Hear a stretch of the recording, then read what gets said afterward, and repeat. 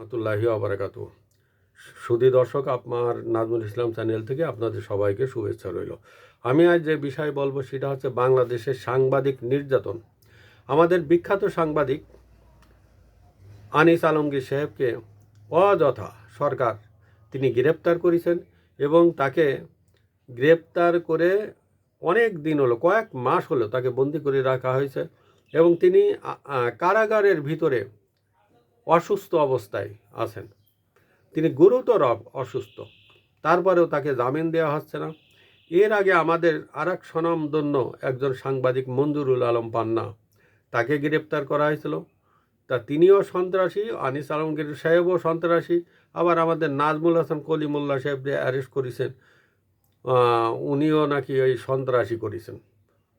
এখন কি বলবো, বলার কোনো ভাষা নেই। এখন সাংবাদিক ধরলে এখন কিছু লোক আছে তাদের ধরে বলে যে এটা ফ্যাসিবাদের দোসর, কিছু লোক আছে ধরে বলে আওয়ামী লীগের দালাল, আর কিছু আরেকটা ভাষা সরকার কিন্তু খুঁজে পাইছে, উনি আছে সন্ত্রাসী। তা এই এই ধরনের লোকজন যদি সন্ত্রাসী কাজ কারবার করবে তা আমরা কার কাছে যাব বলেন? এই মঞ্জুরুল আলম পান্না, আনিস আলমগীর, মাসুদ কামাল, নুরুল কবির আর এই নাজমুল হাসান করিমুল্লাহ, এদের টক শো দেখার জন্য এই দেশের লক্ষ লক্ষ মানুষ সন্ধ্যাবেলা টিভির সামনে বসে থাকে। আগে নাটক দেখার জন্য বসে থাকতো, আর এখন তাদের টক শো দেখার জন্য বসে থাকে। আর তাদেরকে সরকার ধরে ধরে কি বলে যে তারা নাকি সন্ত্রাসী। আর যখন মঞ্জুরুল আলম পান্না সাহেবকে অ্যারেস্ট করা হয়েছে তখনই আমার সরকারের প্রতি থেকে মোটামুটি আস্থাটা উঠে গেছে। তার মতন একজন নিতান্ত ভদ্রলোককে এইভাবে অ্যারেস্ট করেছে। দোষ তার আছে, মানে পান্না সাহেবের দোষ ছিল, বা যাদেরকে অ্যারেস্ট করা হয়েছে তাদেরও দোষ ছিল একটাই, যে তারা নিরপেক্ষ কথাবার্তা বলে এবং যেটা সত্য সেটাই বলে। এই সত্য বললেই সে সন্ত্রাসী, সত্য বললেই সে ফ্যাসিবাদের দোসর, সত্য বললেই সে আওয়ামী লীগের দালাল।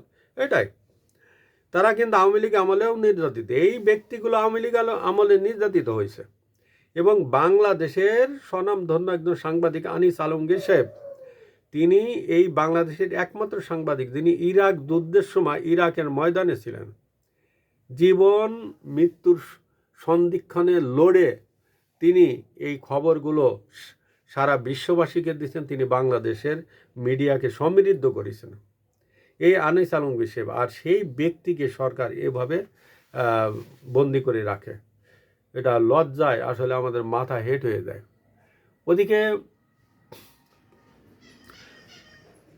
প্রায় 100-র উপরে সাংবাদিকের অ্যাক্রিডিটেশন কার্ড বাতিল করা হয়েছে।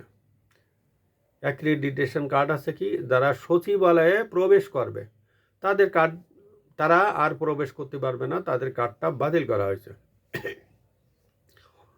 তা মাঝে অবশ্য সরকারের একজন মুখপাত্র একটা বিবৃতি দিচ্ছেন, বাতিল করা হয়নি, স্থগিত করা হয়েছে।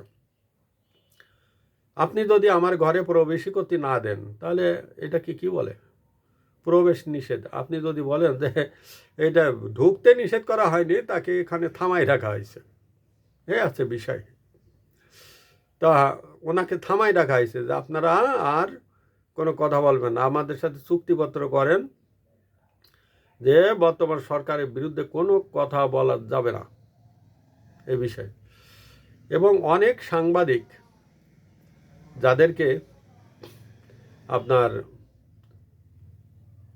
প্রেস ক্লাবের সদস্য পদ থেকে তাদেরকে বহিষ্কার করা হয়েছে, এবং প্রেস ক্লাবের তাদের সদস্যপদ নাই, তারা প্রেস ক্লাবে যেতে পারে না, সদস্যপদ নাই, এবং কোনো সংবাদপত্রে তারা ডিউটি করতে পারে না।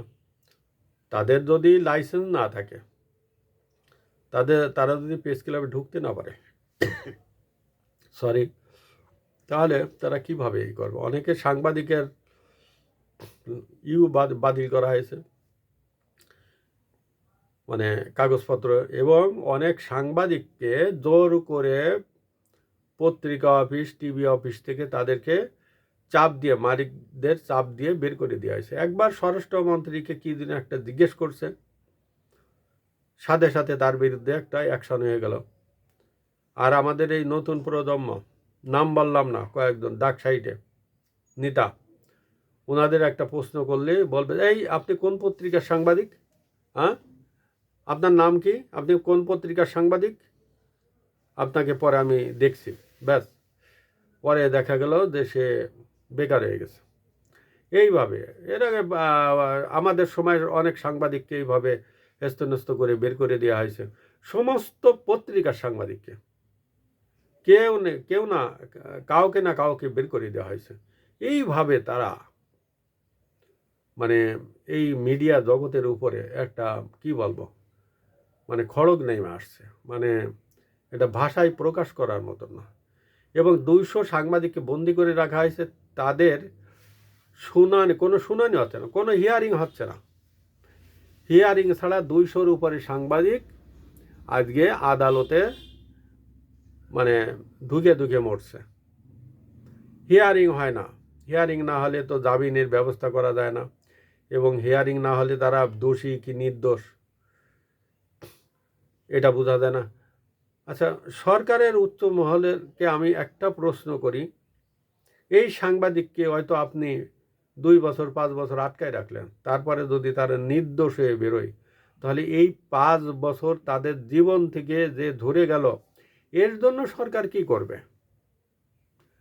যদি তারা নির্দোষ সাব্যস্ত হয়, যে তারা নির্দোষ, তাদের কোনো দোষ নেই, তখন কি হবে? এই দায় কে নিব?